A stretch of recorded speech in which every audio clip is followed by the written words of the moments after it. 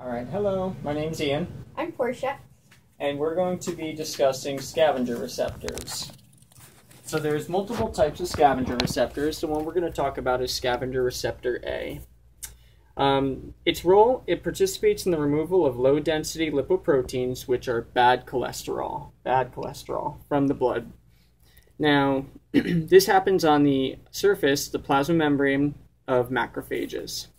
So, on the blood vessel wall, right here, low-density lipoproteins deposit.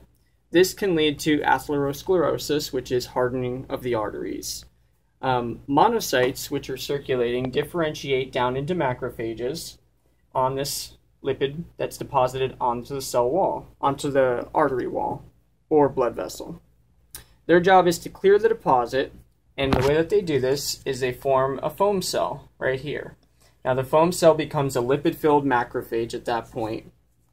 There is another rare but alternative consequence of this. Instead of this cascade, the macrophage could encounter it, and when the scavenger receptor sees that lipid, it undergoes apoptosis, which is programmed cell death. I'm dying! So, scavenger receptor can also play a role in antigen uptake. So in innate immunity, you have the scavenger receptor and the toll-like receptor, which is just a pattern recognition receptor on the surface of the macrophage. And when the scavenger receptor encounters the bacteria, it sends a signal to the toll-like receptor. These two receptors work together to send a signal to the macrophage to help to mediate phagocytosis, which is basically the macrophage ingesting the bad bacteria.